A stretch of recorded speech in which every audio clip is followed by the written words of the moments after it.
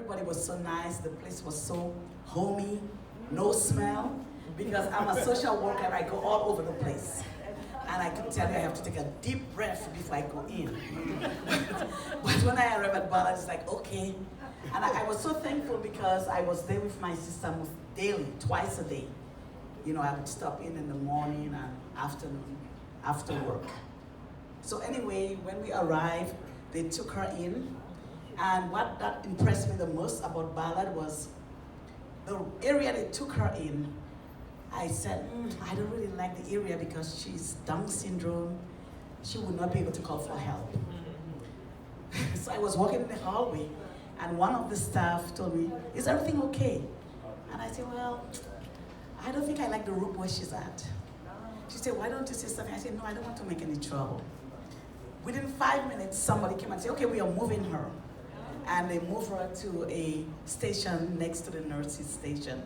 So at that point, I felt real good. I said, oh my God, they really listen to your concern, you know.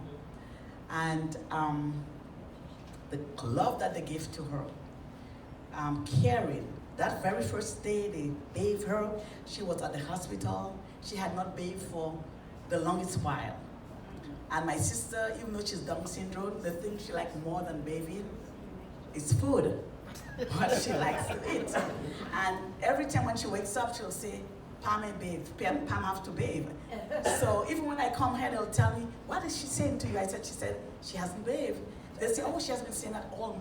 As soon as she woke up, I say, yeah, you know, she's very clean. But I really had a very positive experience here. The people knew my name, they knew Pam. And even when I come with her, they know it, I'm there. I could see the caring and love that they gave to her. Candace to Station 1. After she was discharged from the hospital, her skin integrity was horrible. And of course, because she has been bedridden. But in a matter of maybe 3 to 4 days, her skin integrity was unbelievable. You know, it was clean, clear. She was not able to breathe on her own. She was on a ventilator. And when she was discharged here, she came also for respiratory treatment. And the respiratory specialist was great. Physical therapy, I think it's Jamie. I cannot remember if her name is Jamie. But she invited me to, say, when you have time, you know, we are family oriented as well. So you could come and you could work with us. And so I remember we would put her on some kind of walker, something she holds, and she speaks French as well, my sister. So Jamie learned French too. She would say, I would say chichile, chichile, just so that she could, you know, shove them, you know. So Jamie would put on chichile, pam, chichile, you know, and whatever, you know. So we worked very closely together. And, you know, and the CNA, they were very good in bathing her, keeping her clean. The nurses, I mean, I remember, I believe Amber was one of the nurses, Felicia, and there was a few, but I cannot remember the name anymore because it's over a year or so. But they were very, very kind.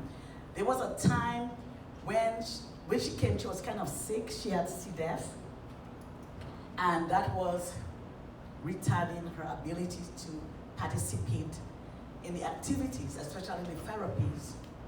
And I remember Eva, a social worker case manager, really spoke to the insurance and she really advocated and said, you know what, she's sick.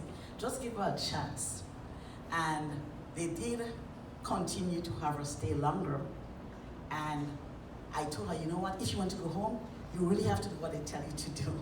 So when I came back, they said, oh my God, she's doing the stuff. She's doing all the exercise, you know. And you know, she did very well, and I'm very thankful. But I was very happy to have had a family member here because the staff was very caring. I trust them. Oh, another thing, but don't do that now. I wasn't able to sleep at night because I'm so concerned because, you know, my baby sister is special. And I probably would call maybe whatever hours. And someone was always available to let me know she's okay. And then afterwards I would go to bed, you know, because I would say thank you, you know. So I was not able to take her here today, which I wanted to, but I have federal audit. So I had to run here, to run back to work. But I just want to tell you all, Ballard is a place that you could trust. You have trustworthy people, people with integrity. They are not only there for anything, but to make sure that they will rehabilitate you, to bring you back, to be active, to increase your mobility skill, your respiratory skill, whatever skill, occupational therapy skill, or even that too, my sister was not able to feed herself. And when she first came here, and the occupational therapist worked with her, and she's back. Oh, one important thing they did, the planning team is excellent. Hats off, 2 thumbs up, way off to you all. My sister also utilized a Foley catheter when she was at home and when she went to the hospital. And when she came to Ballard, that very same night, they removed it.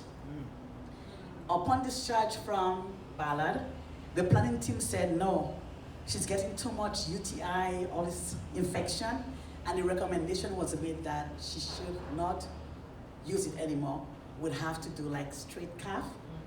I said, who's gonna do that? Is the nurse gonna come and do it? They said, no, we can train you. I said, me, I'm not a nurse. I'm just a social worker. I cannot do that. But anyway, I think it was Felicia and Amber, the 2 nurses, they said, yeah, you could do it. So they said, just come when we are doing it and we'll show you. And they demonstrated to me, and one time they had me do it myself. And now I'm a pro. Yes. And you know, and I used to be at I used to be at the house at the emergency room, mostly every month, once a month, with my sister Pam, because she have UTI. And thanks God for Ballard, I don't have that anymore. You know, I haven't taken her to the emergency room for UTI, and I thank God for that, because, and when I went to her urologist, and I said, guess what? She's not utilizing the catheter anymore. He said, oh, great, that's excellent. I said, yes, I wish you had recommended that too. But so, you know, so anyway, you know, and the recreation specialist too was very good. My sister also have bad sleep apnea, so she really sleeps. And this is one thing that haven't returned. She still sleeps. But when she was here, they kept her up. She was active in recreation and everything, you know. And so, you know, so that was the stuff that I'm still battling with. She's still battling with sleep apnea.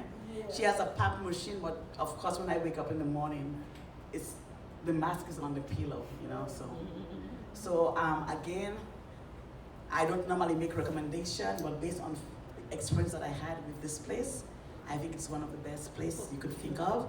So if you ever have any referral, actually as a social worker, I do a lot of referral to them, because when the hospital call me, where do you want them to go? I said, check Ballard, you know. I said, you know, because it's good to have experiences that is positive, you know. And I would also recommend that if you have your family members here, anyway, you have to be proactive. Be visible. Let the people know that you're around, you know. If you have a concern, don't keep it to you. Talk about it. Let somebody who would help. Because they will listen to you, they will consider your concern, and they will not only consider it, they will work on it. And by the time you live here, you'll be a happy camper.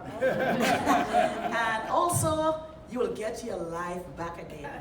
Ballard will encourage you. They will allow you to walk again, to smile again, to breathe again, you know, and to feed yourself independently, to bathe yourself. They'll take care of you.